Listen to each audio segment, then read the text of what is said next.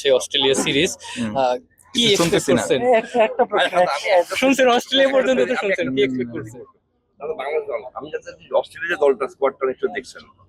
Australia এটাও শুনতে পাইতেছি না। অস্ট্রেলিয়া স্কোয়াডটা নিয়ে বলেন। ওদের স্কোয়াড এই স্কোয়াডটা নতুন করে এরকম একটা আয়োজন, অনেকেই হয়তো মিরপুরে খেলার স্বপ্ন থাকে, যারা ছোটবেলায় ক্রিকেট খেলেছে তারা এই বয়সে এই সুযোগটা পেলো।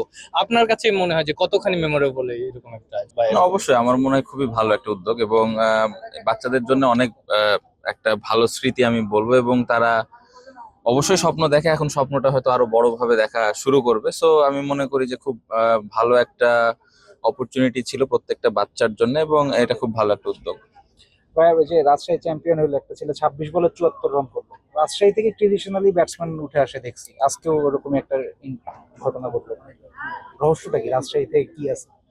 না, আমার মনে হয় যে রাজশাহী অনেক বছর ধরে আপনার ক্রিকেটের পেছনে খুব ভালোভাবে শ্রম দেয়, এবং অনেক ক্রিকেটার অতীতেও এসছে এবং ভবিষ্যতেও আসবে এটা আমি মনে করি। এবং রাজশাহীতে যেরকম ফ্যাসিলিটিস বা যে একাডেমি গুলো আছে তারা খুব ভালোভাবে কাজ করে, এবং ওইখান থেকে প্লেয়ার আসাটাই স্বাভাবিক।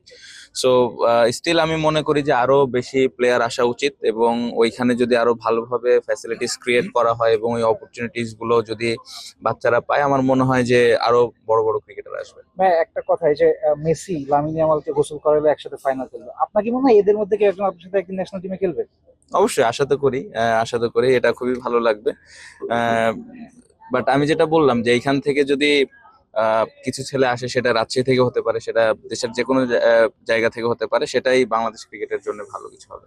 ভাই নতুন কুড়ি মানে তো নতুন সম্ভাবনা, আমাদের সামনেও একটা নতুন সম্ভাবনা আছে অস্ট্রেলিয়া সিরিজ। হুম। কি কিছু এক্সপেক্ট শুনতেছি না। করছেন?